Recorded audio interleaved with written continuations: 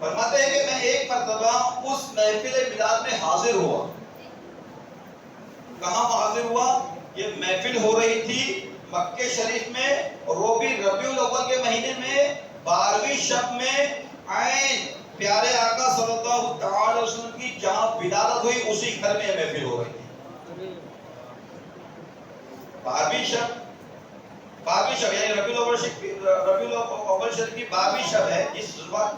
جس رات میرے آقا صلی اللہ تعالی علیہ وسلم اس دار دنیا تشریف لائے وہی تاریخ ہے، اور جگہ بھی وہی جہاں پر پیارے آقا صلی اللہ علیہ وسلم کی ولادت ہوئی. اور اس جگہ ولی اللہ محدث دہلوی رحمۃ اللہ تعالی علیہ بھی حاضر ہوئے. جب آپ مکہ شریف کے لیے گئے تو اس جگہ گئے جہاں پر پیارے آقا صلی اللہ علیہ وسلم کی ولادت ہوئی، تو وہاں پر محفل کا انعقاد تھا. آپ فرماتے ہیں کہ میں بھی محفل میں شریک ہو گیا، اور جس وقت ولادت کا ذکر پڑھا جا رہا تھا، جسے ہم کہتے ہیں صبح بہارا، جب پیارے آقا صلی اللہ علیہ وسلم کی ولادت کا وقت قریب آیا تو اس وقت وہاں کے لوگوں نے جب پیارے آقا صلی اللہ علیہ وسلم کی ولادت کا ذکر پڑھا تو کہتے کہ میں نے دیکھا کہ اچانک اس محفل سے کچھ انوار بلند ہو رہے، یعنی کچھ نور نکل رہے، اور کہتے کہ میں نے ان نور پر جب غور کیا تو معلوم ہوا کہ وہ رحمت الہی یعنی اللہ کی رحمت اور ان فرشتوں کے انوار تھے جو ایسی محفلوں میں حاضر ہوا کرتے تھے. یعنی محفل میلاد جہاں جب ہوتا ہے تو ایسی محفلوں میں اللہ پاک کی رحمت نازل ہوتی ہے، اور اللہ پاک اپنے فرشتوں کے نور سے اس محفل کو بھر دیتا ہے. اور جو اس محفل میں شریک ہوتا ہے، اللہ پاک کے وہ فرشتے جو اس محفل میں حاضر ہوتے ہیں، تشریف لاتے ہیں، وہ اس محفل میں آنے والے لوگوں کے اوپر اپنے پروں کو بچھا دیتے ہیں.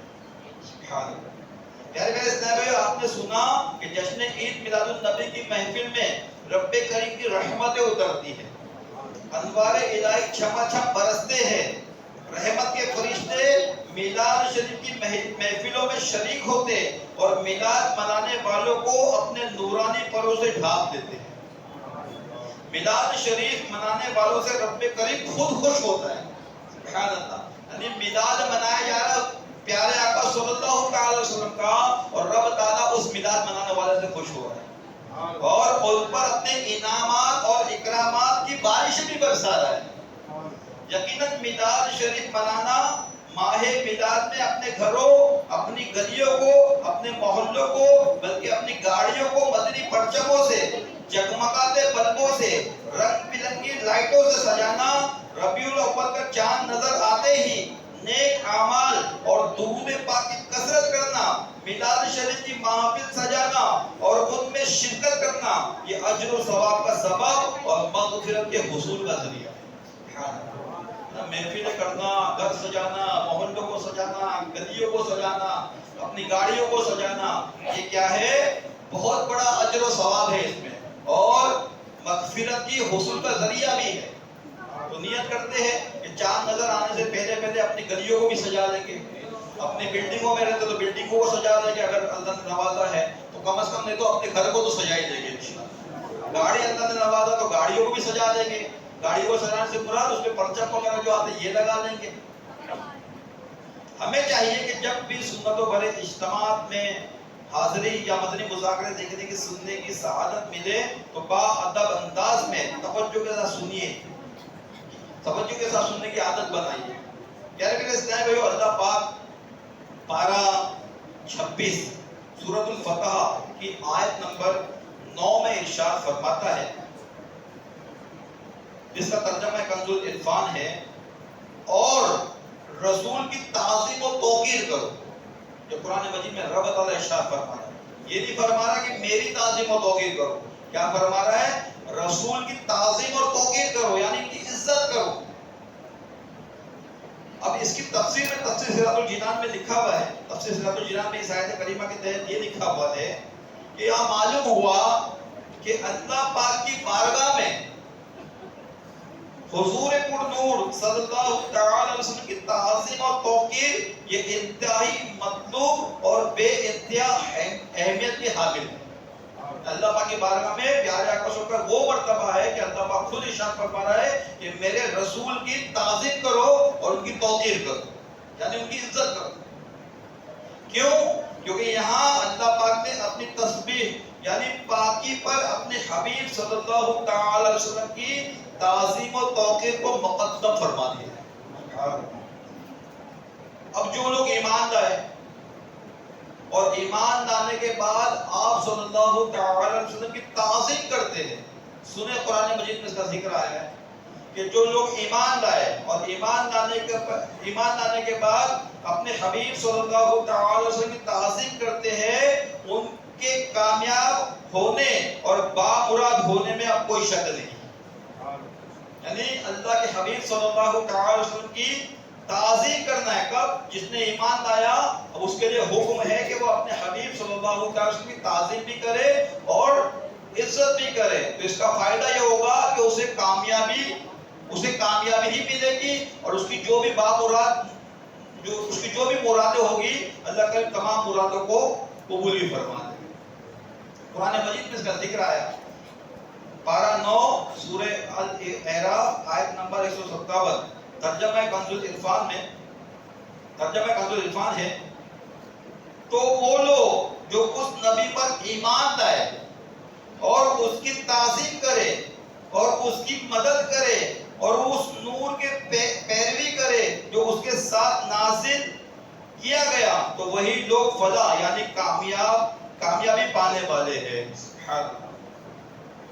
اے عاشقان ماہ میلاد، ہم ربیع الاول کے فضائل اور اس کی برکتوں کے بارے میں سن رہے تھے. ربیع الاول کی عظمتوں کی بھی کیا کہیں.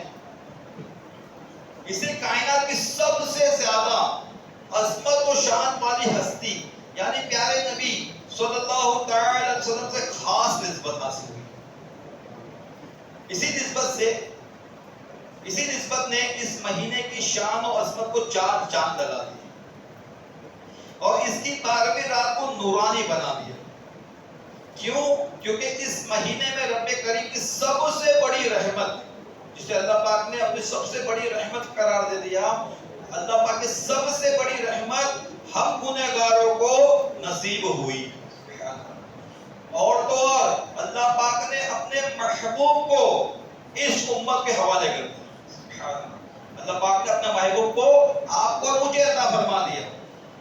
اب جب اللہ پاک نے ہمیں رحمت بھی عطا فرما دیا، اپنا محبوب بھی عطا فرما دیا، تو لہذا ہمیں چاہیے کہ اس رحمت ملنے پر اللہ پاک کا شکر ادا کریں، اس کی رحمت پر خوشیاں منائیں.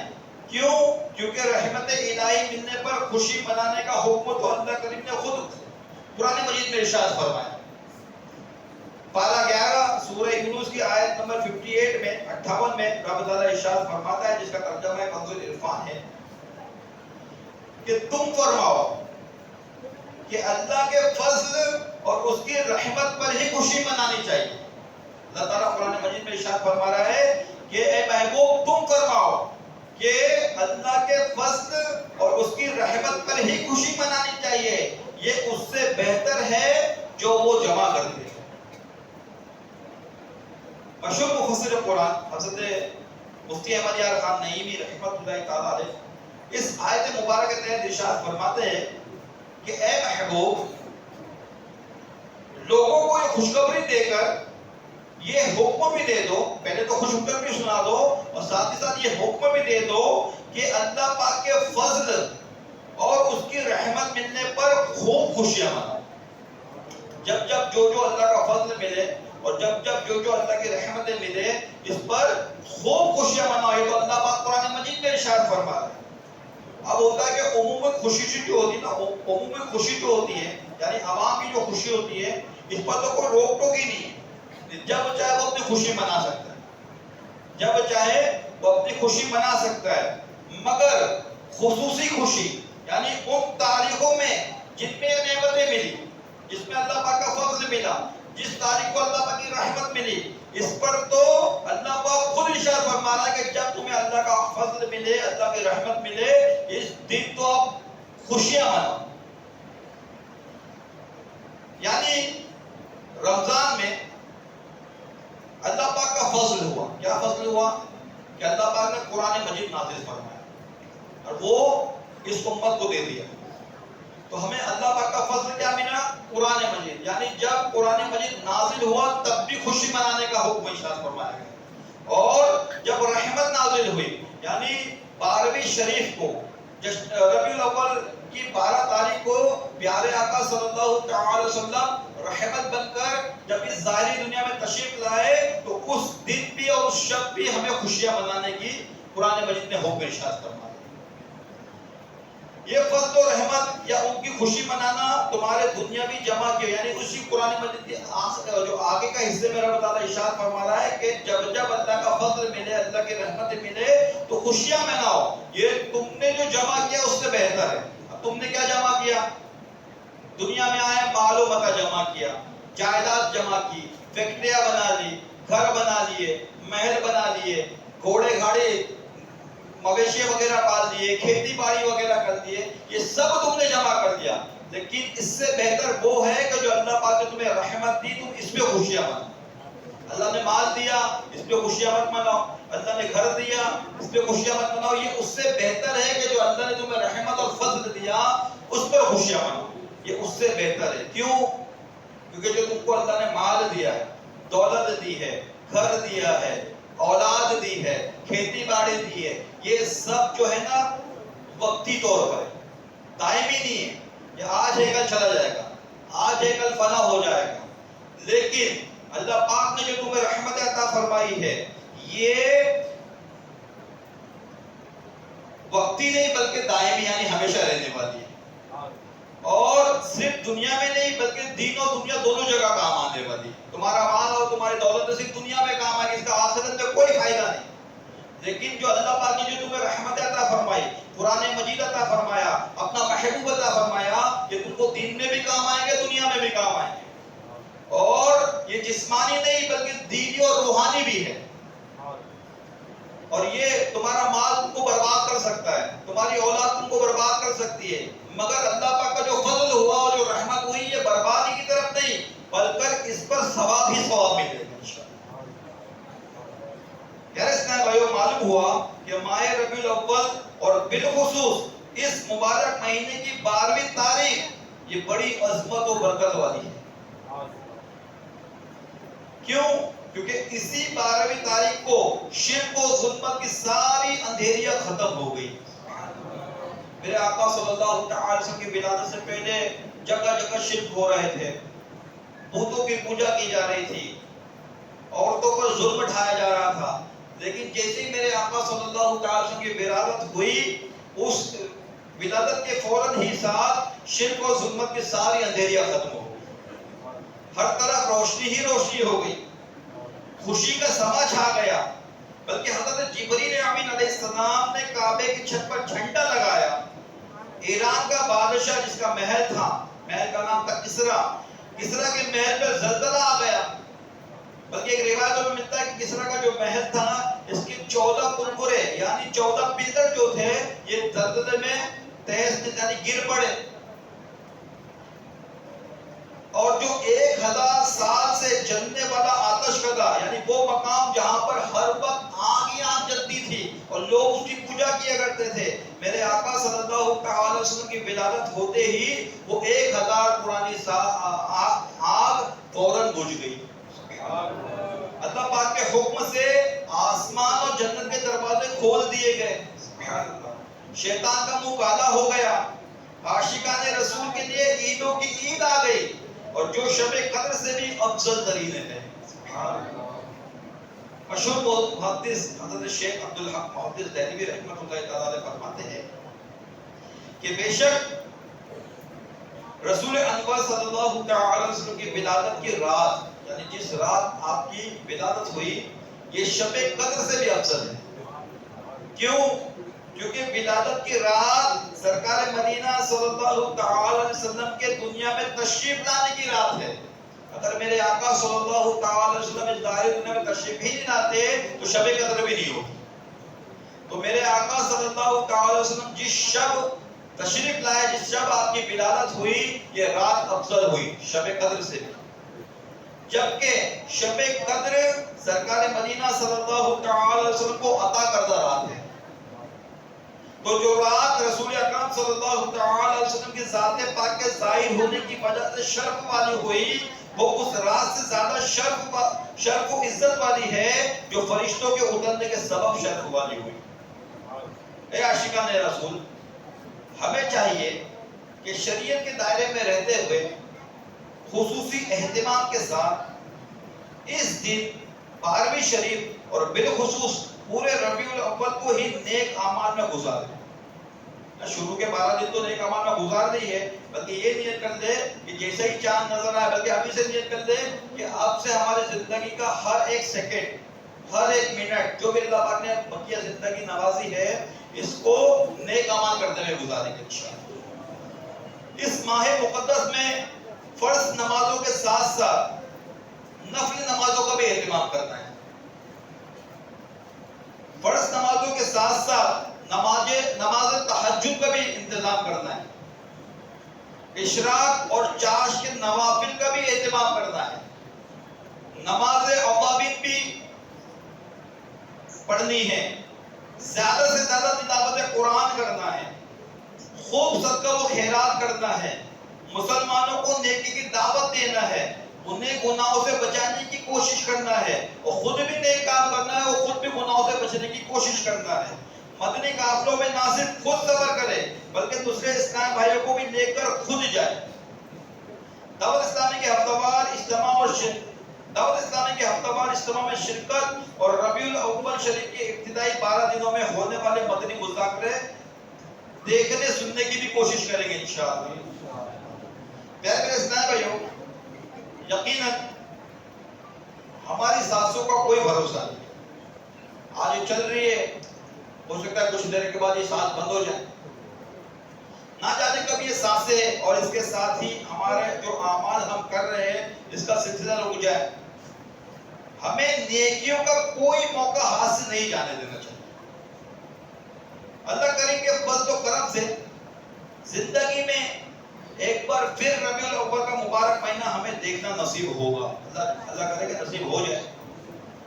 لہذا اس کے ایک ایک دن کی قدر کرتے ہوئے، 12ویں شریف کے ایک ایک دن کی قدر کرتے ہوئے خوب نیک اعمال کیجیے۔ رب کریم کی رضا اور خوشنودی حاصل کرنے، رحمت الہی کے حقدار بننے، بارگاہ مصطفیٰ میں ثواب پیش کرنے کی نیت سے اس مہینے کی پہلی تاریخ سے 12ویں تاریخ تک 12 نفل روزہ رکھیے انشاءاللہ۔ بالخصوص 12ویں کو تو روزہ رکھنے کی بھرپور کوشش کیجیے۔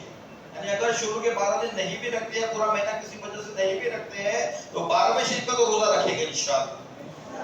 کیوں؟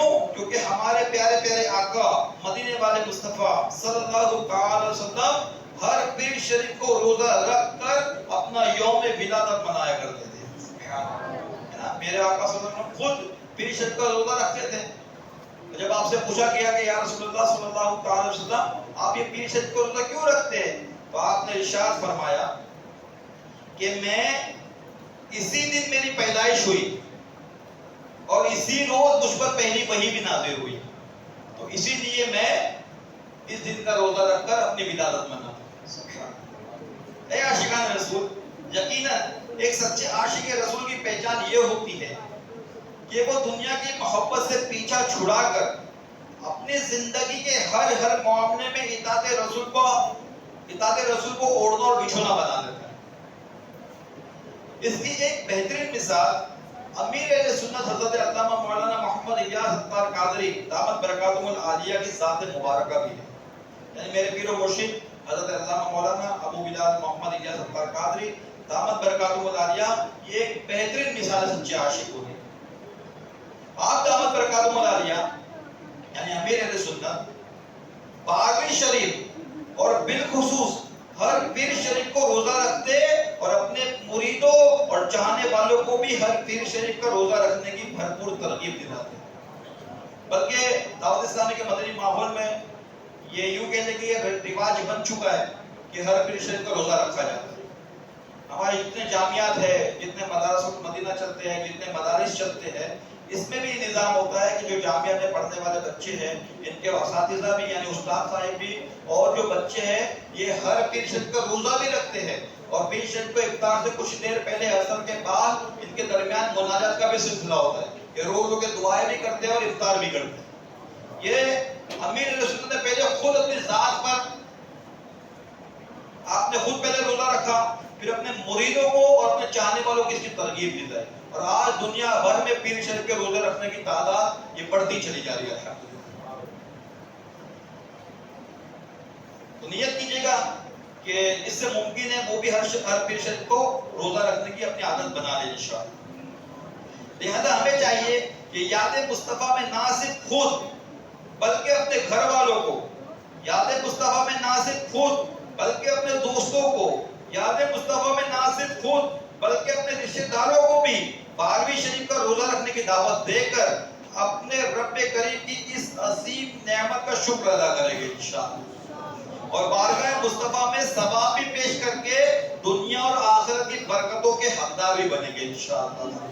پھر کیا کرنا ہے کہ 12ویں شریف آ رہی ہے، اپنے دوستوں کو بھی، گھر والوں کو بھی، رشتہ داروں کو بھی یہ ترغیب دلانا ہے کہ اگر ممکن ہے تو شروع کے 12 روزے رکھ لیجئے جیسے کیا نظر آئے. اگر ممکن نہ ہوا تو کم از کم 12ویں کا دن کا جو روزہ ہوگا یہ روزہ تو رکھنے کی ترغیب دلانی ہے انشاءاللہ.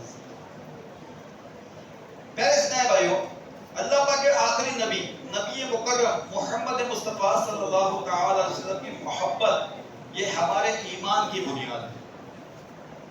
اس کا ایمان ہو ہی نہیں سکتا جو پیارے آقا صلی اللہ علیہ وسلم کی محبت نہ کرے. ہماری محبت یہ ایمان، پیارے آقا صلی اللہ علیہ وسلم کی محبت یہ ہمارے ایمان کی بنیاد ہے. اور محبت کی ایک نشانی یہ بھی ہے، یعنی محبت کی تو کئی ساری نشانی ہے، اس میں سے ایک نشانی یہ بھی ہے کہ محبوب کا کثرت سے ذکر کیا جائے. وہ محبوب ہی کیا جو اپنے، وہ وہی بھی کیا جو اپنے محبوب کا ذکر نہ کرے. تو ایک نشانی یہ بھی ہے اگر کوئی کسی سے محبت کا دعویٰ کرتا ہے تو اسے چاہیے کہ اپنا محبوب کا ذکر بھی زیادہ کرے. ایک روایت میں ہے جس کا ترجمہ ہے کہ جو کسی سے محبت کرتا ہے اس کا کثرت سے ذکر بھی کرتا ہے. یوں تو ہمیں سارا سال ہی آقا کریم صلی اللہ تعالی وسلم کا ذکر خیر کرتا ہے. پورا سال ہم کرتے بھی ہیں اور کرنا بھی چاہیے اور کرتے بھی رہیں گے انشاءاللہ. اب اسے اپنے اعمال میں لانے کی کوشش کریں، یعنی اپنا بولنا، چلنا، اٹھنا، بیٹھنا، کھانا پینا، لباس پہننے کا انداز بھی یہ سب کے سب سنت کے مطابق ہو اور اس سے محبت کا اظہار ہو.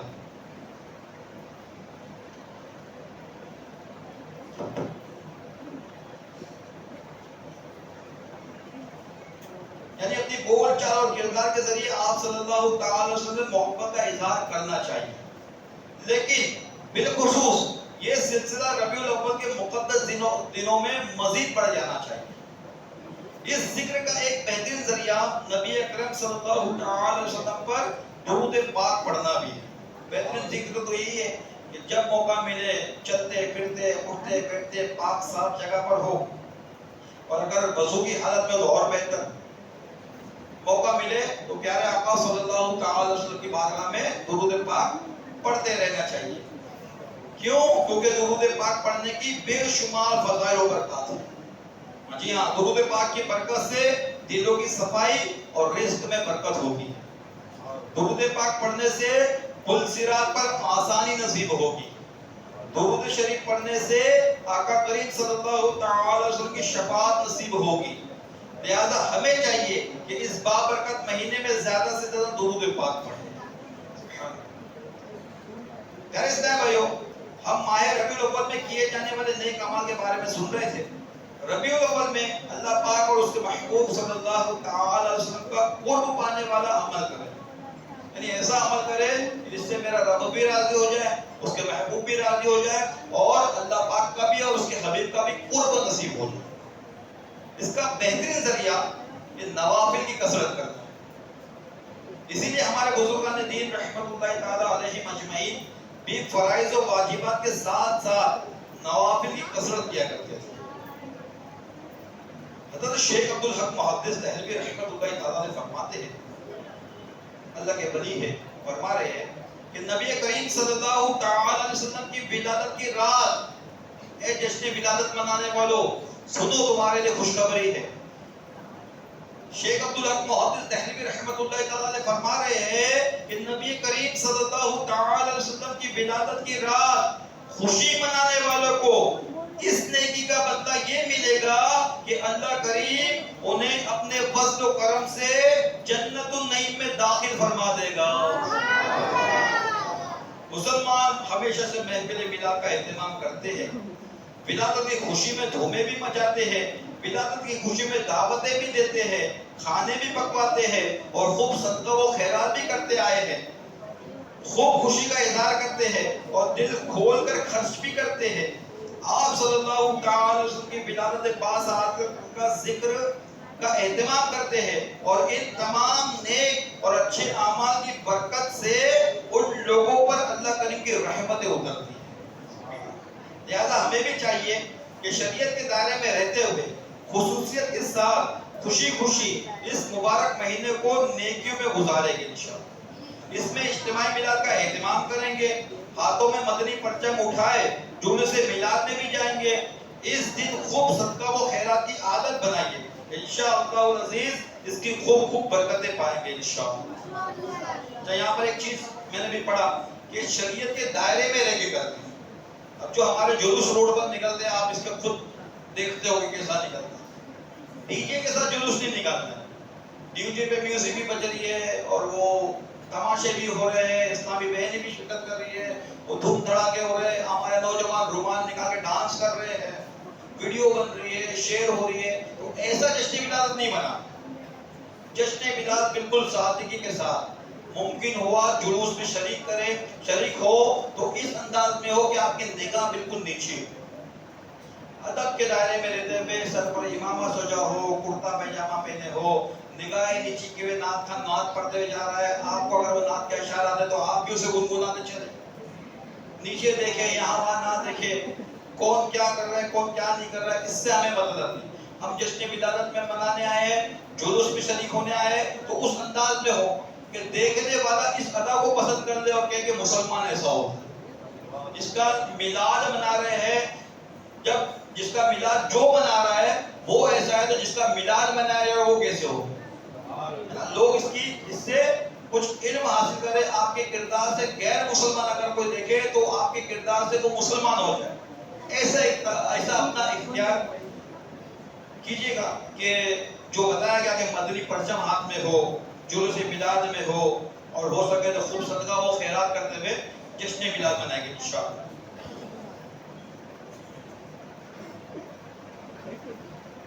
صلو علی الحبیب صلی اللہ علیہ وسلم۔ بیان کو اختتام کی طرف لاتے ہوئے ہمارا ایک اہم جو شعبہ ہے، شعبے تو ہمارے بہت سارے ہیں جو کام کر رہے ہیں، ہمارا ایک شعبہ ہے special person department, S P D جسے ہم کہتے ہیں، یعنی یہ شعبے سے مراد ہمارے وہ اسلامی بھائی جو خصوصی اسلامی بھائی ہوتے ہیں، جو گونگے ہوتے ہیں، بہرے ہوتے ہیں، نابینا ہوتے ہیں، ہاتھ پیر سے اپاہج ہوتے ہیں، ایسے اسلامی بھائیوں کا ہمارا ایک ڈپارٹمنٹ بنا ہے جسے ہم اسپیشل پرسن ڈپارٹمنٹ کہتے ہیں۔ اس کے تعلق سے کچھ سنتے ہیں۔ اے عاشقان رسول، ربیع الاول شریف کا فیضان حاصل کرتے اور خوب ادب و احترام کے ساتھ عشق رسول میں ڈوب کر جشن ولادت مصطفیٰ صلی اللہ تعالی وسلم منانے کا ذوق و شوق حاصل کرنے کے لیے دعوت اسلامی کے دینی ماحول سے وابستہ ہو جائیے۔ 12 دینی کاموں میں شرکت کیجیے اور نیکی کی دعوت کی دھومیں مچائیے۔ الحمدللہ شیخ طریقت امیر اہل سنت کے فیضان سے عمومی یعنی جو نارمل اسلامی بھائی جیسے ہم اور آپ ہو گئے، ایسے اسلامی بھائیوں کے ساتھ ساتھ اسپیشل پرسن یعنی نابینا، گونگے اور بہرے اسلامی بھائیوں کو بھی فیض یاب ہو رہے ہیں۔ الحمدللہ امیر رسول کی فیض سے جو ہمارے اسپیشل پرسن ڈپارٹمنٹ کے اسلامی بھائی ہیں یہ بھی فیض یاب ہو رہے ہیں۔ یہ وہ لوگ ہیں جنہیں عموماً معاشرے میں کوئی اہمیت نہیں دیتا، جنہیں کوئی پوچھتا نہیں، اور یہ وہ لوگ ہیں جو علم دین نہ ہونے اور نیک صحبت سے دوری کی وجہ سے بسا اوقات بیچارے ضروری معلومات سے محروم رہتے ہیں۔ ظاہر ہے نابینا شخص ہے، بہرا ہے، گونگا ہے، ان تک دین کیسے پہنچایا جائے؟ تو جو ضروری معلومات ہیں یہ اس سے محروم رہ جاتے ہیں۔ معاشرے کے ان افراد تک نیکی کی دعوت پہنچانے کے لیے اس شعبے کی تربیت یافتہ مبلغین، جی ہاں ایسے شخص کے بیچ میں جا کر ہمارے جو تربیت یافتہ مبلغین ہیں یہ دعوت اسلامی کے ہفتہ وار اجتماع اور دیگر سنتوں پر اجتماع میں اسپیشل پرسن کے حلقے لگاتے ہیں. یعنی بیان کرنے والا اگر بیان کر رہا ہے، نعت پڑھنے والا اگر نعت پڑھ رہا ہے، تو ہمارے جو تربیت یافتہ اسنائے بھائی ہے جو گونگے بہروں کی لینگویج سیکھے ہوتے ہیں، وہ ایک طرف میں بیٹھ کر ایسے اسنائے بھائی کو لے کر بیٹھتے ہیں اور ان کو اشارے کے ذریعے وہ بتاتے ہیں جو بیان ہو رہا ہو. یہ آپ کی دعوت اسلامی ان تک نیکی کی دعوت پہنچا رہی ہے. بڑی بڑی راتوں کے جو اجتماع ہوتے ہیں جیسے شب قدر کا اجتماع ہو گیا، اجتماع غوثیہ ہو گیا، اجتماع میلاد ہو گیا، اجتماع شب معراج ہو گیا، ایسے بڑے بڑے جو اجتماع ہوتے ہیں اور رمضان المبارک کے اجتماعی اعتکاف، جی ہاں جو اجتماعی طور پر اعتکاف کی جاتے ہیں، ان اجتماعی اعتکاف میں بھی ان کی اصلاح و تربیت کی کوشش کی جاتی ہے، جن میں باقاعدہ اشاروں کی زبان میں نعت، بیان، ذکر اور دعا کی جاتی ہے. نیز برل لینگویج میں نابینا اسلامی بھائیوں کے لیے تحریری رسالے کا سلسلہ بھی جاری ہے. یعنی وہ شخص جو دیکھ نہیں پاتا، نابینا ہے، ایسوں کے لیے بھی الحمدللہ ایسی کتابیں تحریر کی گئی ہے جو جسے بیرل لینگویج کہتے ہیں، یعنی اس پہ ڈاٹ ڈاٹ ہوتا ہے. وہ نابینا شخص کو ہمارے جو تربیت یافتہ اسلامی بھائی ہوتے ہیں وہ انگلی پکڑ کر بتاتے ہیں کہ ڈاٹ یہاں سے لے کر یہاں تک ایسا آیا تو اسے حدیث کہتے ہیں. یہ آپ کی انگلی پھیلاتے ہوئے وہ بتاتے ہیں کہ اس کو یہ اس طرح آتا ہے، اس کے نیچے ایک نقطہ ہے، اس کو با کہتے ہیں. یعنی نابینا شخص کو بھی ان کے نزدیک قرآن شریف کو عام کیا جا رہا ہے، ان کو پڑھایا جا رہا ہے، ان کو نیکی کی دعوت دی جا رہی ہے. الحمدللہ دعوت اسلامی بڑے پیمانے پر کام کر رہی ہے. آئیے دعوت اسلامی کے ہفتہ وار سنتوں پر اجتماع میں پڑھے جانے والے 6 درود پاک اور 2 دعائیں مل کے پڑھنے کی سعادت حاصل کرتے ہیں.